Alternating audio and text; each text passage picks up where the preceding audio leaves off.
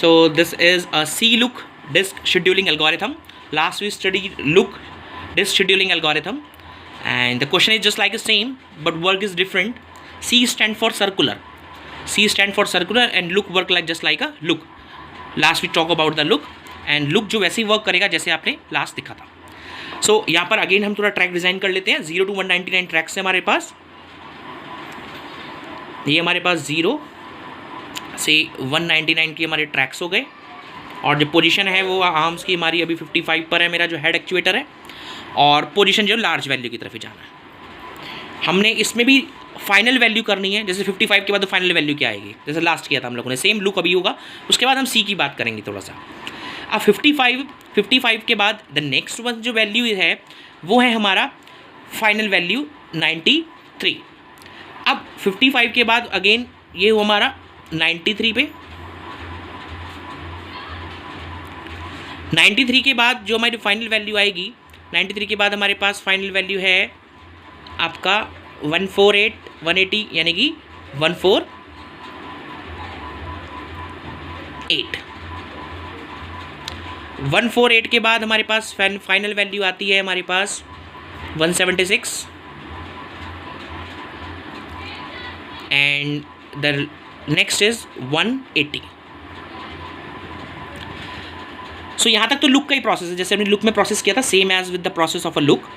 But उसमें हम लोगों ने क्या कहा था, उसके बाद फाइनल वैल्यू लुकअप करी थी, फाइनल वैल्यू को ढूंढा था. जैसे कि फाइनल वैल्यू हमने लुक में क्या देखा था, जो फाइनल वैल्यू 180 के बाद मिली थी मुझे 55 से लेस, वो हमारी 42 थी. यहाँ पर हम लोगों को फाइनल वैल्यू तो डिज़ायर करनी है, बट हम लोगों को यहाँ पे सबसे लोएस्ट पे जाके फाइनल की तरफ जाना है. तभी हम थोड़ा सर्कुलर शेप में इसको लेके आएंगे. यानी कि हमारे पास जो सबसे लोएस्ट वैल्यू जा रही है वो देखा जाए 14 है, यानी कि फाइनल वैल्यू तो ये 14 ही जानी है. लास्ट में जो फाइनल जो रीच होगा वो 14 की तरफ ही होगा. तो हम लोग सर्कुलर के अंदर क्या करेंगे, इसको सीधा हम लोग ट्रैक को कहाँ पर ले आएंगे, 14 पे. अब यहाँ से सर्कुलर होना शुरू हो गया. 14 के बाद जस्ट जो हमारे फाइनल वैल्यू है, क्योंकि लोएस्ट तो भी बची नहीं है इससे ऊपर, यानी कि इससे जो हायर वैल्यू तो ऊपर जाएगी. 14 के बाद क्या है हमारे यहाँ पर 14 के बाद हमारे पास 27,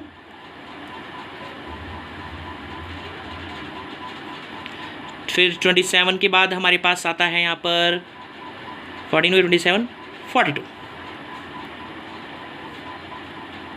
ये हमारा हो गया 42. So this is the circular look disk scheduling algorithm. जैसे कि हमने सी स्कैन में किया था, सी स्कैन में हम लास्ट 0 तक लेके आए थे उसको, उसके बाद हमने आगे से प्रोसेस को स्टार्ट किया था. यहाँ पर हम लोगों ने करना लुक की तरह ही है. उसके बाद हमें सिर्फ एक जो फाइनल वैल्यू है, वो फाइनल वैल्यू तो वैसे 14 ही है लोवेस्ट में, और उसके बाद हम इसे अपर वैल्यू की तरफ लेके चलेंगे. तो this is the simple way to solve the circular look disk scheduling algorithm. And इसको थोड़ा सॉल्व भी कर लेते हैं. तो सॉल्व में हमारे पास पहले ट्रैक कहाँ से कहाँ तक गया, 55 टू, ये हमारा 55 से कहाँ पर गया है 180, यानी कि माइनस नहीं आएगा तो हम 180 माइनस 55 प्लस, उसके बाद 180 से ये कहाँ पर गया है 14 पे, 180 माइनस 14, और आगे कर देते हैं यहाँ पर प्लस. उसके बाद हमारे पास क्या है यहाँ से 42 माइनस 14, यानी कि 180 से हम लोगों के पास 55, यानी कि हमारा ये हो गया 125 प्लस, उसके बाद हमारे पास हो गया 166 और plus 28, and you can add it.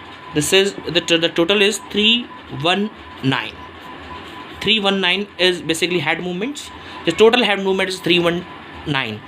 So these are the all algorithms used in disk scheduling. सबसे पहले हमने FCFS किया था. मैं थोड़ा सा एक बार रिपीट करता हूँ कौन कौन से हम कर चुके हैं. FCFS के बाद हम लोगों ने किया था SSTF के बाद हमारे पास क्या हुआ, स्कैन, फिर हमारे पास हुआ C scan, look, C look. So these are 1, 2, 3, 4, 5, 6 algorithms used in disk scheduling algorithm. And why we are using? Because to reduce the seek time or access time of a data, and that data is stored in a sector, and sector is in a track. So this is all about the C look, and thank you so much.